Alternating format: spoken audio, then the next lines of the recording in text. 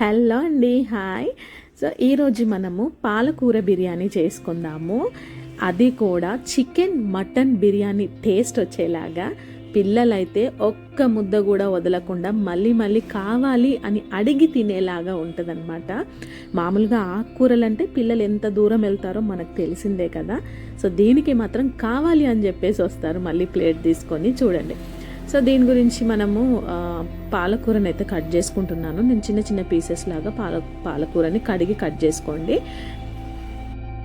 ఇలా చిన్న చిన్న పీసెస్ లాగా కట్ చేసుకొని, ఇదేంటంటే వారంలో ఒక 3 సార్లు కానీ 4 సార్లు కానీ ఆకుకూరలు ఉండేలాగా చూసుకుంటే మంచిదన్నమాట. అంటే మన చాలా సమస్యలకి ఒకటే సొల్యూషన్ అండి, అది ఆకుకూరలు. ఇవి ఆకుకూరలు తింటే మన లైఫ్ కూడా అంతే పచ్చగా ఉంటుంది అనమాట. 10 కాలాల పాటు పచ్చగా ఉండాలంటే ఖచ్చితంగా మన ఫుడ్లో మాత్రం ఆకుకూరల్ని చేర్చుకోవాలన్నమాట. సో వీలైతే మాత్రం డైలీ ఒక పూట ఉండేలాగా చూసుకోండి. వీలవ్వకపోతే వారంలో ఒక 4 సార్లు 3 సార్లు అయినా ఉండేలా చూసుకుంటే బెస్ట్ అనమాట. పిల్లలకి ఏంటంటే చాలా వరకు ఈ మధ్య స్పెట్స్ వస్తున్నాయి, అందరికీ స్పెట్స్ వస్తున్నాయి. సో అలాంటి వాళ్ళకి కూడా చిన్నపిల్లల్లోనే వైట్ హెయిర్స్ రావడము, ఎన్నో ప్రాబ్లమ్స్ అసలు పిల్లలకి. అలాంటన్నిటికీ కూడా ఒకటే సొల్యూషన్ ఏంటంటే, ఒంట్లో రక్తం సరిగ్గా ఉంది అంటే ఏ ప్రాబ్లం రాదు, అన్నిటికీ తట్టుకునే శక్తి ఉంటుంది. సో ఆ రక్తం లేకపోతేనే అన్ని ప్రాబ్లమ్స్ నేనున్నాయంటూ పరిగెత్తుకుంటూ వస్తాయి. సో ఆ రక్తంని మనం కరెక్ట్గా చూసుకున్నాము, మా బాడీలో ఫుల్ఫిల్గా మంచిగా ఉంది అని అంటే కనుక ఇంకే సమస్యలు ఉండవు. సో పాలకూర కట్ చేసుకున్నాం కదా, ఆనియన్ కూడా సన్నగా కట్ చేసుకున్నాను. నేను ఒక 2 గ్లాసులు బియ్యం తీసుకున్నాను, దాంట్లోకి పచ్చి బఠానీ వేసాను అనమాట. సో వేసి నానబెట్టి స్టవ్ మీద సిమ్లో పెట్టేసుకున్నాను 70% కుక్ అవ్వడానికి. ఆ తర్వాత నేను ఒక కడాయి పెట్టుకొని దాంట్లో కొంచెం ఆయిల్ వేసాను, అలాగే కొన్ని ఆనియన్స్ కట్ చేసి వేసాను అనమాట. ఈ ఆనియన్స్ కొంచెం రెడ్ కలర్లో అయ్యే వరకు మనం వేయించుకోవాలి. నేను మసాలాలన్నీ ఇప్పుడే వేయట్లేదు, ఇవి రెడ్గా అయిన తర్వాత నేను అప్పుడు వేస్తాను అనమాట. ఎందుకంటే ఇప్పుడే వేస్తే నల్లగా అయిపోతాయి, మాడిపోతాయి.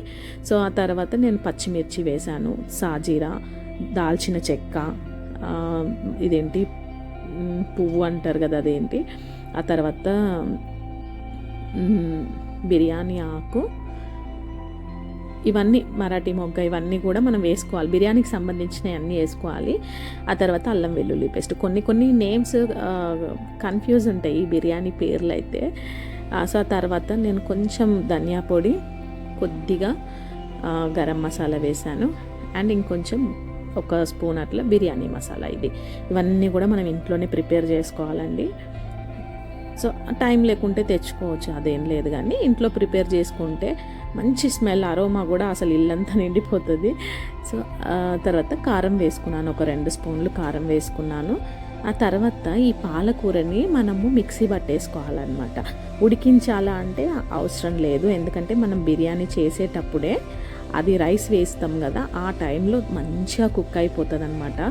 ఆల్రెడీ కుక్ చేసి తర్వాత మళ్ళీ కుక్ చేసి ఇదంతా అవసరం లేదనమాట. సో తర్వాత నేను కొంచెం ఉప్పు వేసాను అనమాట, రుచికి సరిపడా. నూనె మొత్తం ఇలా పైకి తేలాలి. పైకి తేలిన తర్వాత మనం 70% కుక్ చేసుకున్న రైస్ ఏదైతే ఉందో ఆ రైస్ అంతా వేసేద్దాము. వాటర్ లేకుండా వేద్దాము, ఎందుకంటే ఆల్రెడీ మనకి పాలకూర ఉంది కాబట్టి అదంతా కూడా దీంట్లోకి ఇదే కుక్ చేసుకుంటుంది అనమాట. ఆ గ్రేవీయే కుక్ చేసుకుంటుంది, సేమ్ మనకి దమ్ బిర్యానీ లాగా అనమాట. సో ఇదంతా మనం 70% కదా మనం రైస్ని కుక్ చేసాము, ఇంకా 25% మనకి పాలకూర కుక్ చేస్తుంది. సో ఇదంతా ఇట్లా మొత్తంగా ఈవెన్గా కలుపుకుందాము. ఇంకా ఏ పుదీనాలు ఏ కొత్తిమీరాలు అవసరం లేదనమాట, అందులో వేసినా కనపడవు. సో నేను ఇలా మూత పెట్టుకొని ఉడికించేసుకున్నాను. అసలు ఎంత బాగుందో పలావ్ అయితే, పాలకూర పలావ్ చాలా బాగుంది. బిర్యానీ టేస్ట్ వచ్చిందనమాట. నేను ఎవ్రీ టైం చేస్తాను, కానీ నేను ప్రెషర్ కుక్కర్లో మొత్తం బిర్యానీ పలావ్ లాగా చేసేస్తాను అనమాట. బట్ ఈసారి నేను ఇలా దమ్ బిర్యానీ టైప్ చేశాను, కానీ చాలా బాగుంది, చాలా అంటే చాలా బాగుంది. ఈసారి మీరు ఒకసారి ట్రై చేయండి. Thank you for watching.